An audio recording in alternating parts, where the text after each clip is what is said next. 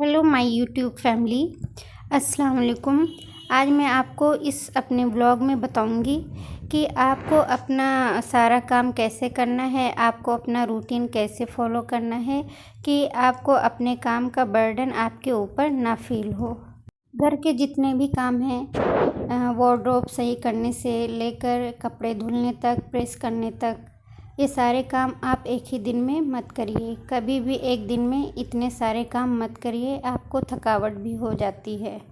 आपको अपने सारे काम डेज वाइज डिवाइड कर लेना चाहिए कि इस दिन मुझे कपड़े धुलना है, इस दिन मुझे वार्डरोब सही करना है, और इस दिन मुझे प्रेस करना है, और इस दिन मुझे और भी काम जो भी बचे हों उस दिन करना है।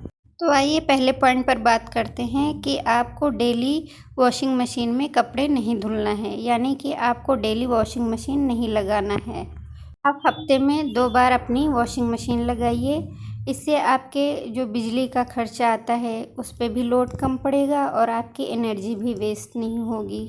और आजकल मानसून का सीज़न है, जिसकी वजह से कपड़े सुखाने में बहुत प्रॉब्लम होती है। आप हफ्ते में 2 बार अगर कपड़े धुलती हैं तो आपको कपड़े सुखाने के लिए टाइम तो मिलेगा ही, ऊपर से जगह भी आपको मिल जाएगी कपड़े सुखाने के लिए। अब आते हैं नंबर 2 पर है कि आपको हफ्ते में 1 बार अपना वार्डरोब ज़रूर ऑर्गेनाइज़ करना चाहिए। इसका ये मतलब होता है कि अगर आप हफ्ते में 1 बार ऑर्गेनाइज़ नहीं करेंगी तो आपकी कबर्ड में ऐसे कपड़े भरे रहेंगे। मैंने देखा है कि लोगों के कबर्ड में ऐसे कपड़े भरे रहते हैं कि जैसे वो अपना कबर्ड खोलती हैं वैसे उनके सारे कपड़े ज़मीन में आ जाते हैं। हफ्ते में आप अगर अपना वार्डरोब ऑर्गेनाइज़ करती हैं तो ज़रूरी नहीं कि आप पूरी वार्डरोब एक ही दिन में हफ्ते में सही कर लें। आपको क्या करना है कि हफ्ते में 1 बार अगर आप वार्डरोब ऑर्गेनाइज़ करती हैं तो कोई 2 सेक्शन ले लीजिए जिनको आप ऑर्गेनाइज़ करिए और अच्छे से ऑर्गेनाइज़ करिए। उसमें अगर आप कपड़े रख रही हैं तो कपड़ों को आयरन करके रखिए, ताकि अगर आपको यूज़ करना हो कपड़े तो आपको कोई दिक्कत ना हो कि मेरे कपड़े आयरन नहीं हैं। कभी कभी हम वार्डरोब से अपने कपड़े ऐसे निकालते हैं, इतनी जल्दी में रहते हैं कि एक के निकालने के चक्कर में दूसरे उलझ जाते हैं। तो ध्यान रखिए कि अगर आप कपड़े निकाल रही हैं तो बहुत अच्छे से निकालिए। अगर आपको बहुत जल्दी रहती है तो आप थोड़ी देर पहले निकाल कर रख लीजिए, ताकि आपको वार्डरोब अगर आपने ऑर्गेनाइज़ किया है तो वो ख़राब ना हो।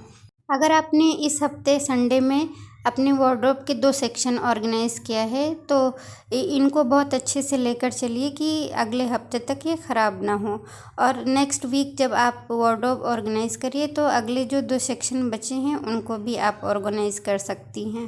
अब आते हैं नंबर 3 पर कि अगर आप किचन में काम कर रही हैं, सब्ज़ी बना रही हैं या दाल चावल बना रही हैं, तो उतनी देर में, या आप अगर मिल्क बॉईल कर रही हैं तो आप वहीं पे खड़े खड़े अपना टाइम मत वेस्ट करिए।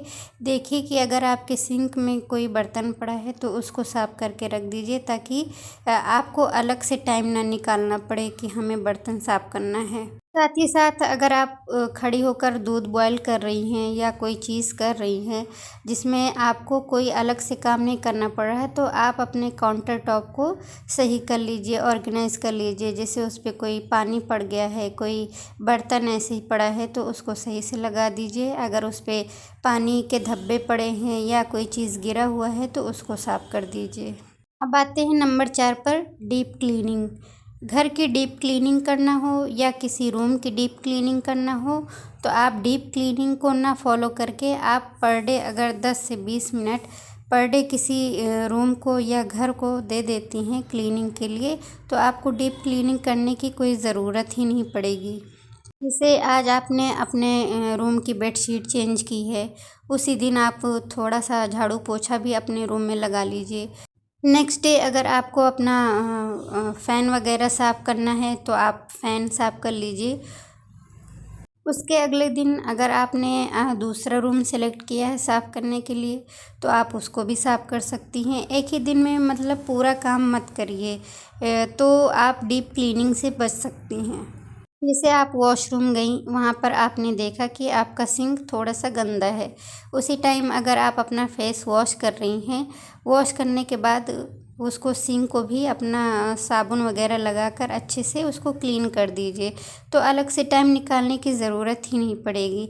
ऐसे ही टॉयलेट अगर क्लीन करना है तो जैसे सारे मेंबर्स घर के टॉयलेट यूज़ कर चुके हैं, अगर आपको क्लीन करना है तो पर डे हल्का सा डालकर हार्पिक उसको छोड़ दीजिए कुछ देर के लिए और उसको क्लीन कर दीजिए। अगर आप बहुत दिन बाद उसको क्लीन करेंगी तो आपको ज़ाहिर सी बात है बहुत मेहनत करनी पड़ेगी। अगर आपके घर में मेड नहीं है तो टॉयलेट आपको खुद ही साफ़ करना होगा, इसमें कोई बुराई नहीं है। हम यूज़ कर रहे हैं तो हमें ही साफ़ करना पड़ेगा। बात कर लेते हैं नंबर 5 पर।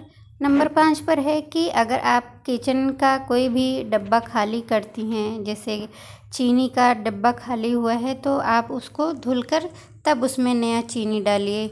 मतलब किचन के किसी भी डब्बे का कोई भी सामान अगर ख़त्म हुआ है तो नेक्स्ट उसमें सामान डालने से पहले डब्बे को क्लीन कर लीजिए, ताकि आपको सारे डब्बे एक साथ क्लीन करने की ना ज़रूरत पड़े।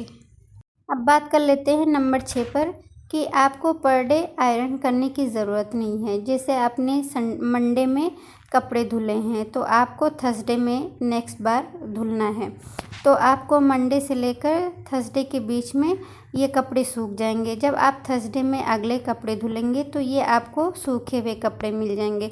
धुलकर आप उनको डाल दीजिए। डालने के बाद आप इनको एक एक करके प्रेस कर सकती हैं। और आपको कपड़े भी इकट्ठा नहीं कर लेना है कि कपड़े का ढेर इकट्ठा हो जाए तब प्रेस करने बैठें या आयरन करने बैठें, क्योंकि कपड़ों का जब ढेर देख लो आयरन का तो सच में आयरन करने का मन नहीं करता है। तो आज की वीडियो में बस इतना ही। अगर आपको वीडियो अच्छी लगी, पसंद आई तो इसको लाइक ज़रूर कर दीजिए, कमेंट कर दीजिए और लोगों तक शेयर भी कर दीजिए। और अगर आप मेरे चैनल पर नए हैं तो चैनल को सब्सक्राइब कर दीजिए। चलिए मिलते हैं नेक्स्ट वीडियो में। Thank you.